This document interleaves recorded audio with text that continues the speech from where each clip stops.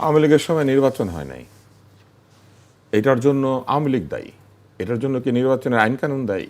আওয়ামী লীগের কেন্দ্রীয় অফিস দখলের মতো প্রক্রিয়া কোনো সভ্য দেশে করা যায় না বলে মন্তব্য করেছেন বিশিষ্ট গণমাধ্যম ব্যক্তিত্ব ও চিকিৎসক আব্দুন নূর তুষার। সম্প্রতি মাসুদ কামাল সঞ্চালিত অন্য মঞ্চ নামক একটি আলোচনায় এসব কথা বলেন তিনি।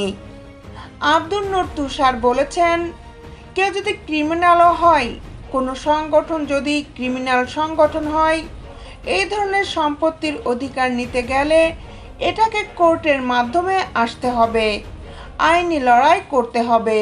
যে সরকার এখন আছে, বলা হচ্ছে সিস্টেম করাপ্ট হইলে নির্বাচন করাপ্ট হয়েছে, সিস্টেম করাপ্ট ছিল।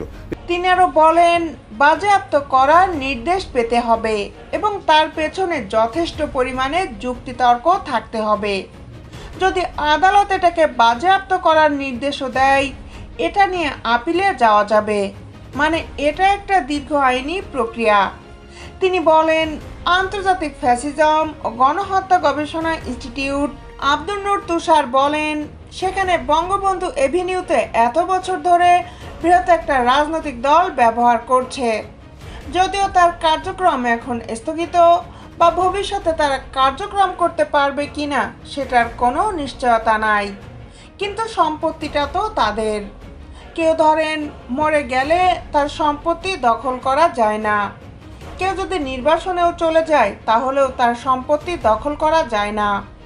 বহু বছর আগে যারা এখানে সম্পত্তি ফেলে ভারতে বা পাকিস্তানে চলে গিয়েছেন, তাদের সম্পত্তি নিয়েও যদি নানান রকম আপত্তি থাকে বা অধিকারের লড়াই থাকে, তাহলে এটা তো আমি মনে করি যে অত্যন্ত গর্হিত একটা কাজ। মবকে যে নামেই ডাকা হোক সেটা খারাপ। মব কি ভালো? না, আওয়ামী লীগ আমলে মব করেছে, সেটা খারাপ? তিনি আরো বলেন, আপনি যদি একটা গ্রামে ঢুকে কোনো একটা জমিতে কিছু করতে শুরু করেন, প্রতিবেশীরা প্রশ্ন করবে, আপনি জমিতে কিভাবে আসলেন? আপনি কি এটা কিনেছেন, নাকি উত্তরাধিকার সূত্র থেকে পেয়েছেন, নাকি কেউ দান করেছে, নাকি এটা খাস জমি, সরকার অনুমোদন দিয়েছে? আপনি পারবেন না। এই প্রশাসন আসলে ত্রিচারী, এটা দ্বিচারিতাও বলবো না। একদিকে তারা ন্যায় নীতি, আন্তর্জাতিক আইনের কথা বলেন, আরেকদিকে তারা এনসিপি এবং কিছু দলকে একেবারে প্রকাশ্য পক্ষপাত করেন। আরেকদিকে তারা দেশের যে আইনের শাসন এবং দেশের যে সংবিধান অন্যান্য বিষয়গুলো আছে সেগুলোকে বৃদ্ধাঙ্গুলি প্রদর্শন করে। এরকম লুটপাট, ভাঙচুর, সম্পত্তি দখল, ভুয়া অর্গানাইজেশনের পেছনে দাঁড়িয়ে যাওয়া, এগুলা তারা করছেন। এটা এক ধরনের ত্রিচারিতা। যেমন ধরেন এনসিপির নিবন্ধন নাই, তারা এটার পেছনে দাঁড়িয়েছেন। এই ইনস্টিটিউটের কোনো ঠিকানা নাই, এটাকে কেউ বাধা দিচ্ছেন না।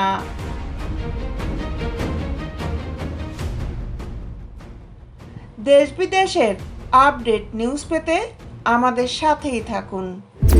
Justice television, Dhaka.